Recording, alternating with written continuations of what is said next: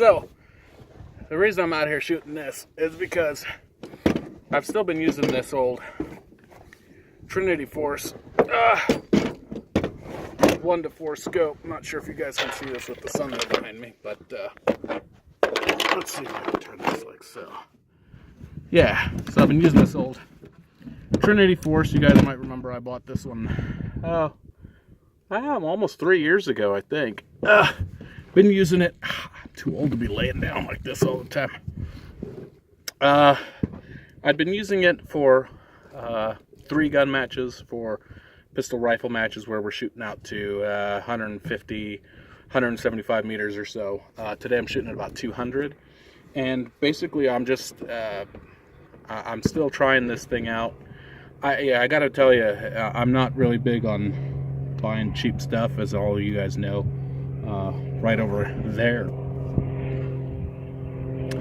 is my other gun with a Vortex Strike Eagle on it, which again is still not exactly top of the line. It's a huge step up from this one though.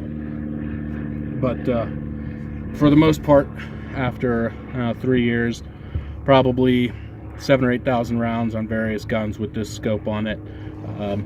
I'll say I've been pretty impressed by it. I think at this point I've gotten my $100 worth out of it. I don't shoot it much. This is my old competition gun that I had refinished. Thanks to Cerakote Southwest for that. Thumbs up. Go see them. They do good work. And the Trinity Force 1:4x30 variable. It does have lighted reticle. The illumination sucks. It's awful. I stopped using the illumination pretty much the first day that I was out shooting it, and haven't used it since. So, but it is etched glass reticle, so you can see it. I'm out here. It's July in El Paso. It's 1,000,000 degrees. It's bright, sunny.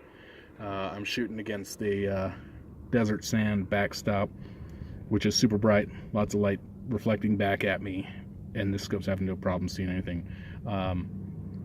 It's not top of the line glass. It's a little blurry out at 200 yards.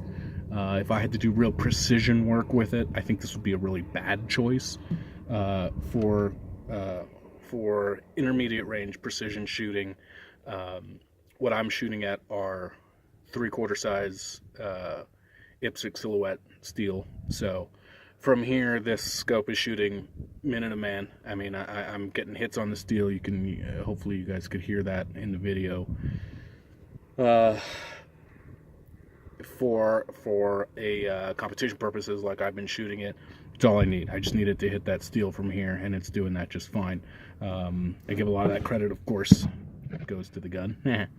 It's Aero Precision upper lower ballistic advantage barrel, 18-inch barrel.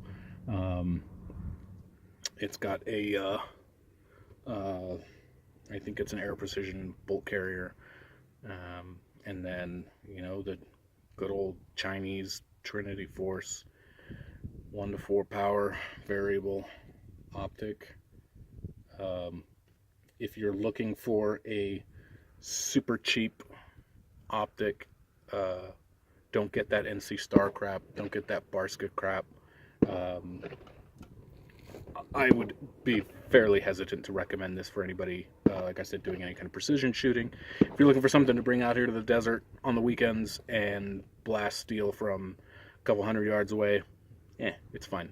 I don't have any problem with it. I'm not going to trust my life to it. This is not going on any kind of gun that I need to rely on for home defense, or the mythical shit hits the fan. You guys know how I feel about that stuff anyway. So for now, this is okay. I'm going to keep shooting it. I haven't shaken the glass loose or anything. It's holding 0, which is really sort of the most impressive part that I've, the most impressive thing. And as far as I'm concerned, one of the most important things, of course. I don't care how tough your glass is. I don't care how clear your reticles are, whatever. If your scope doesn't hold 0, it's not worth a damn to me. So that's it.